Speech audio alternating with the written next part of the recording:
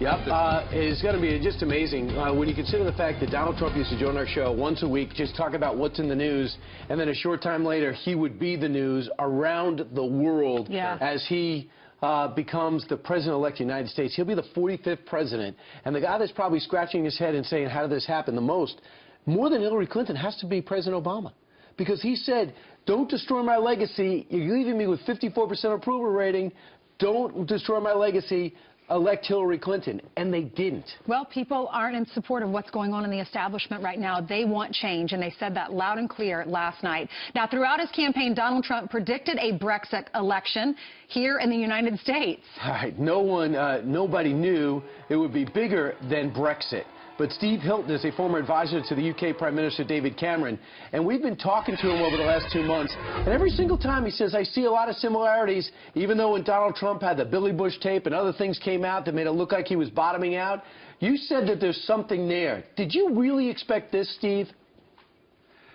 Well, it's amazing, really, all night long, and it's been a long night. I've been using that word, wow, isn't this amazing? And then I stop myself and think, it's not that amazing, because actually it's the same, as we've discussed many times. It feels like I ought to be there with you in New York and for a group hug at this moment, because we've been saying this all along, which is that you have, first of all, that so many people who support Trump, who really responded to his economic agenda, to what he was saying about jobs and growth and opportunity and on immigration, but who were completely shamed by the media and by the establishment into being told that they were xenophobic or they were racist, they were bigots, and therefore they didn't come out and admit it. And you saw exactly the same thing going on with Brexit, where people who supported Brexit were told they were narrow-minded, bad people. And so it's not surprising that the polls were so wrong and people are in such shock. But really the big point, I think, is what underlies these two things, and it's much, much bigger and more significant what's happened here in America. And that is that for decades now, working Americans have been completely let down by an establishment that has pursued an agenda on globalization and on trade and on the economy that has benefited the very richest, but which has left half of Americans earning less than they did 17 years ago, despite having Republicans in charge or Democrats in charge. It's all been the same to them. Right. And that's what they've responded to, the desire for a real shake-up from that failed agenda. Sure. And, Steve, as well, over the last number of months, Donald Trump has reminded people that for the average American, the system is rigged. And then when we see, you know, the WikiLeaks and we hear about whatever happened with the FBI investigation into her emails, it just looked like there's a different set of rules for the elites and everybody else is getting screwed.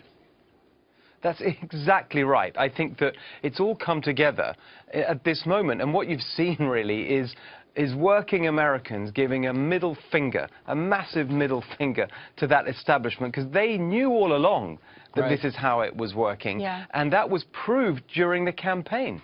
Establishment leaders all around the world, I wonder if they're scratching their heads this morning and saying, uh-oh, I'm scared, because this seems to be just sweeping all across the globe now. What is your message for our viewer about the relationship with Putin? Because he said, you know, Hillary Clinton wanted to paint this picture that he was in bed with Putin, that they were best friends, and he said in the last debate, we're not best friends. I've just said I want to work with him, just like I'm working with the president of Mexico to you can get more bees with honey.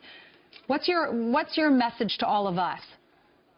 You know that whole argument about Russia really made me very angry, because if you think about who's been making life easier for Putin, it was Obama who was the one that stood by when Putin marched into the Ukraine and did nothing, basically, and actually said as much. Obama said in an interview, well, does anyone really expect us to do anything and to stand up? That's in Europe's backyard. We're not going to respond. So it was on his watch, and when Clinton was Secretary of State, that Putin became this kind of rogue actor on the world stage. And the truth is that leaders like Putin respond to strength.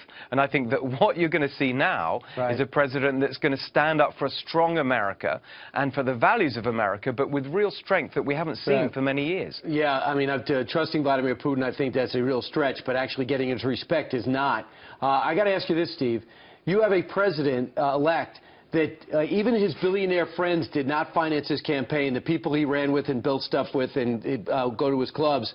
Then you have the establishment of the party didn't go to bat for him outside Senator Sessions of Alabama and some others like Mayor Giuliani. He's actually taking the Oval Office and doesn't really owe anyone anything. This is the ultimate freedom agenda for a leader, isn't it?